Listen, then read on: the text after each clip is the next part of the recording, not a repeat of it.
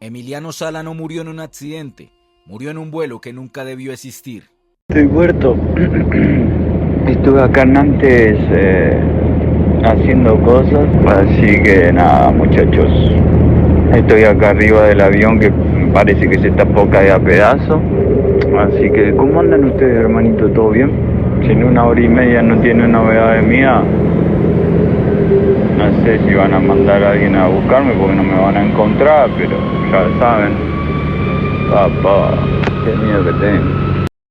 Lo más inquietante es que cuando entendió lo que estaba pasando ya era demasiado tarde, porque ese audio que millones escucharon después no fue una advertencia antes de subir, fue el registro de un momento mucho más incómodo, el instante en el que ya en el aire empezó a sentir que algo no estaba bien y no podía hacer nada para cambiarlo. Para entender cómo terminó ahí, hay que retroceder unos días, porque esta historia no comienza en el avión, comienza en el mejor momento de su vida. Emiliano Sala no era una superestrella, no era un mediático, no era viral, pero era efectivo. Delantero del FC Nantes, máximo goleador del equipo, constante y silencioso. De esos jugadores que no necesitan hacer ruido para ser indispensables. Y fue precisamente ese rendimiento el que llamó la atención del Cardiff City. Un equipo recién ascendido a la Premier League, desesperado por goles, desesperado por salvarse. La negociación se cerró aproximadamente en 17 millones de euros, el fichaje más caro en la historia del club. No era solo un traspaso, era una apuesta total, una inversión urgente, una esperanza. Sala viajó a Cardiff, firmó su contrato, conoció al club, posó con la camiseta y cuando todo parecía listo para empezar tomó una decisión que parecía lógica, pero que terminaría siendo definitiva. Quiso regresar a Nantes, despedirse, cerrar su etapa, recoger sus cosas, un detalle pequeño, humano, pero que cambió toda la historia, porque ese regreso implicó un nuevo vuelo y ese vuelo no era el adecuado. No era un avión comercial, no era una aerolínea regular, era un vuelo privado organizado a través de intermediarios, sin las condiciones necesarias para transportar pasajeros de forma legal. Un Piper PA-46 Malibu, un avión que con el paso de los días empezaría a revelar fallas, irregularidades y decisiones que nunca debieron tomarse. Y ahí es donde aparece una de las piezas más oscuras de toda la historia, el piloto. Inicialmente otra persona debía realizar ese trayecto, pero algo cambió. El vuelo terminó en manos de David Ibbotson, un piloto con experiencia pero sin la licencia comercial necesaria para transportar pasajeros en este tipo de operaciones. Y aún más grave, no estaba habilitado para volar en condiciones nocturnas complejas. Es decir, no solo era un vuelo irregular, era un vuelo que técnicamente no debía haber ocurrido, pero ocurrió. El 21 de enero del 2019 el avión despegó desde Nantes, rumbo a Cardiff. Era de noche, había nubosidad, el clima no era estable y dentro del avión iba un futbolista que minutos después empezaría a darse cuenta de lo que estaba viviendo. El audio lo demuestra, no es un mensaje dramático, no es una despedida, no es alguien que sabe lo que va a pasar, es algo mucho más incómodo, es la voz de alguien intentando sonar tranquilo, cuando claramente no lo está. Habla del avión, de cómo se siente, de cómo vibra, de cómo todo parece inestable. No dice vamos a caer, pero tampoco suena confiado. Su tono no es de pánico, es de incomodidad, de desconfianza, de alguien que empieza a entender que algo no encaja. Y lo más inquietante de todo es que ese audio no fue grabado para nadie. Fue enviado en ese momento, en pleno vuelo, cuando ya no había decisión que tomar, cuando ya no había forma de bajarse. Durante el trayecto el piloto solicitó descender a una altitud menor, un movimiento que según las investigaciones posteriores podrían estar relacionados con problemas técnicos o pérdidas de visibilidad. Minutos después, el avión desaparece del radar, sin señal de emergencia, sin comunicación clara, sin tiempo. Desapareció a unos 20 kilómetros de Guernsey, en el Canal de la Mancha. En ese instante, comenzó la incertidumbre. Las primeras horas fueron confusas, no habían restos visibles. No había contacto, no había respuestas. Y cuando un avión desaparece en el mar, las probabilidades no juegan a favor. Las autoridades iniciaron la búsqueda, pero días después la suspendieron.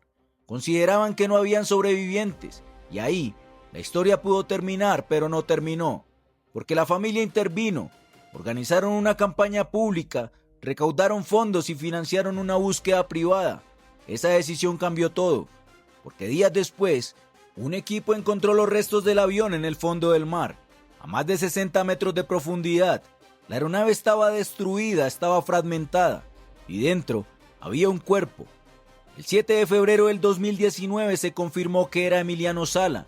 Su cuerpo fue recuperado, el del piloto nunca apareció. Y eso dejó una historia incompleta, una segunda incógnita. Pero lo más fuerte vino después. La investigación reveló la presencia de monóxido de carbono en su organismo. Eso significa que durante el vuelo, Sala pudo haber estado expuesto a gases tóxicos. Eso afecta la concentración, la coordinación, la capacidad de reacción. Es decir, no solo era un avión inestable, era un entorno peligroso desde dentro. A eso se le sumó todo lo demás. Un piloto sin licencia adecuada, un vuelo irregular, condiciones climáticas complejas, todo alineado en el peor momento posible. Años después la justicia británica confirmó lo que ya parecía evidente. Ese vuelo no cumplía con las normas. David Henderson, el hombre que organizó el vuelo, fue condenado por negligencia, porque no fue solo un accidente, fue una cadena de decisiones incorrectas y la historia no terminó ahí. Incluso después de su muerte, el fútbol entró en conflicto. El Cardiff City y el Nantes iniciaron una disputa legal por el pago del traspaso, porque el jugador había firmado pero nunca llegó a jugar. Durante años el caso pasó por los tribunales hasta que finalmente la FIFA y el TAS determinaron que el Cardiff debía pagar el traspaso, como si incluso después de la tragedia todo tuviera un precio. Sala no tenía esposa, no tenía hijos, pero sí tenía una familia profundamente unida, y su padre no resistió. 3 meses después murió de un infarto. El impacto fue demasiado y así, la tragedia no terminó en el mar, se extendió, porque lo que comenzó como un fichaje histórico terminó convirtiéndose en una de las historias más oscuras del fútbol moderno. Y aún hoy, queda una sensación difícil de ignorar, ese audio, ese momento, esa incomodidad. Porque hay accidentes y hay momentos en los que alguien, sin saber exactamente por qué, empieza a sentir que algo no está bien. Y lo más inquietante de todo no es que el avión haya caído, es que durante el vuelo ya habían señales. Y al final, la pregunta no es qué pasó con ese avión, la pregunta es cuántas decisiones equivocadas tuvieron que alinearse para que ese vuelo despegara. Que Emiliano Sala no dejó una advertencia antes, pero sí dejó algo más perturbador, el registro de un momento en el que ya no había salida. Esto fue Crónicas. Si te gustan las historias detrás del fútbol, las que no se cuentan en la cancha, las que empiezan cuando se apagan las luces del estadio, suscríbete al canal, porque aquí no hablamos de goles, hablamos de lo que ocurre cuando el fútbol deja de ser un juego. Y ahora, piénsalo un segundo, ¿cuántas veces en la vida algo dentro de ti te ha dicho que no? ¿Cuántas veces sentiste que algo no estaba bien y aún así seguiste? Porque Emiliano Sala lo sintió, lo dijo, lo dejó grabado, y aún así ese avión despegó. Tal vez por eso esta historia no incomoda por cómo termina, sino por lo que pudo haberse evitado. Porque hay decisiones que duran segundos, pero consecuencias que duran para siempre. Y algunas historias no terminan cuando acaba el partido, algunas empiezan cuando ya es demasiado tarde.